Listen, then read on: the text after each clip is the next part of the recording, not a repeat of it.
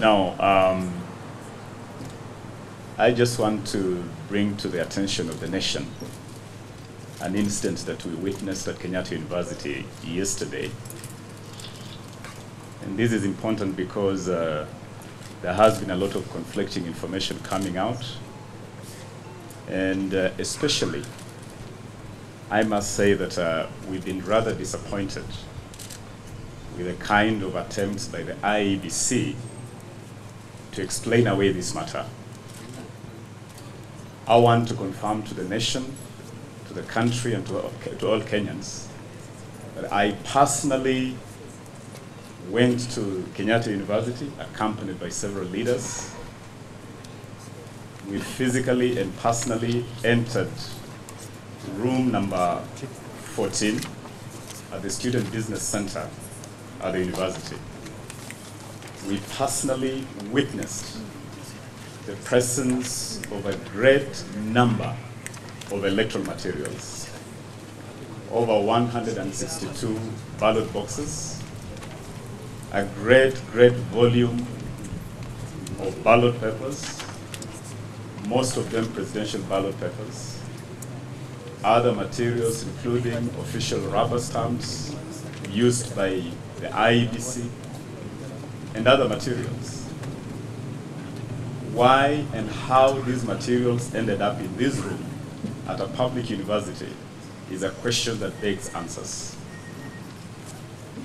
The chairman of the IEBC, when this information first broke, really did demonstrate a worrying trend in how the IEBC is handling this matter.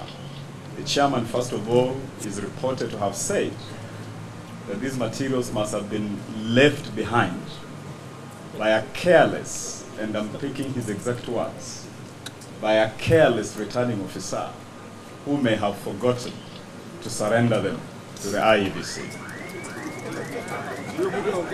The chairman followed up with that statement soon thereafter to attempt to explain that this center had been used as a tallying center, and therefore these materials remained there after tallying. And one needs to remind the chairman that immediately after tallying, all materials from all tallying centers ought by law, by regulation, to be surrendered to the IEBC. And if these materials were part of tallying and were not surrendered to the IEBC at the Bomas of Kenya to be part of the final reconciliation of the results, how did they reconcile the results minus these materials like in Kenyatta University?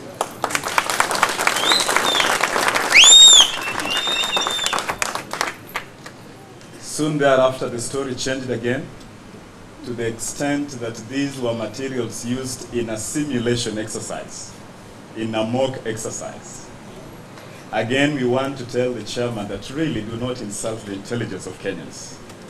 Simulation or mock exercise was conducted over 1 month ago, and one would have expected that these materials, even if they were to be used in a simulation exercise, should already have been surrendered to IEBC.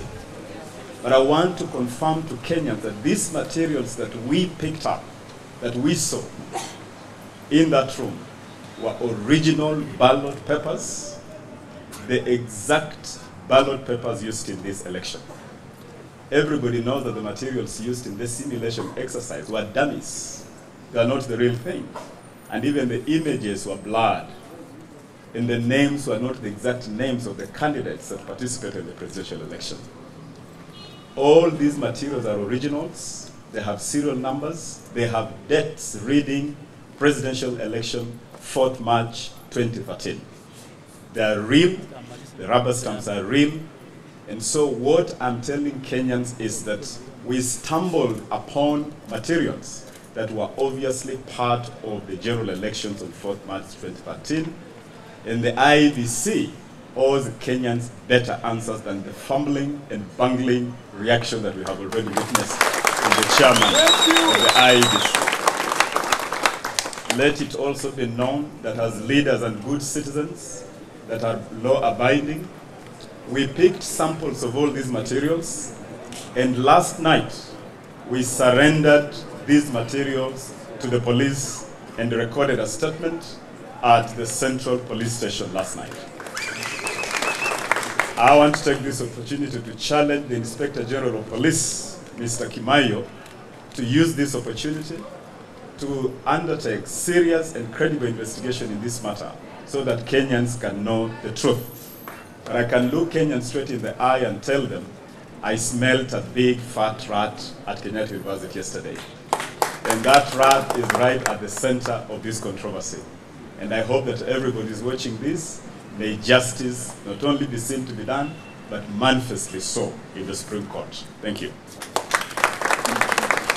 Well, I thought Abab was going to lead us in singing our national prayer. Would you want to do that? But Your Excellency, I think we also need to bring to the attention of the media and the public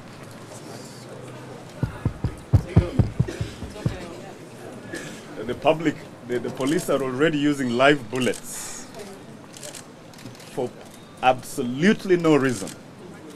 There has been absolutely no provocation. We are wearing these white colors as a show of peace since this whole controversy erupted. Our party leader, our presidential candidate, our deputy president have led us in making absolutely clear to Kenyans that we shall maintain peace, we shall remain calm. Our supporters have walked to town peacefully, wearing these white colors as a show of peace. The police, for no reason, without any provocation, have used tear gas and are now using live bullets against peaceful, innocent Kenyans. And whereas one may say that the youth of this country have previously rioted, in this case, it's the Kenya police who are rioting against the innocent people of Kenya.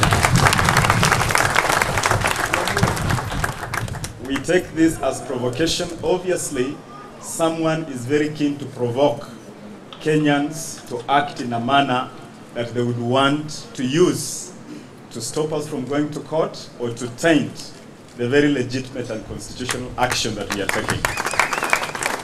We tell them that they shall not succeed.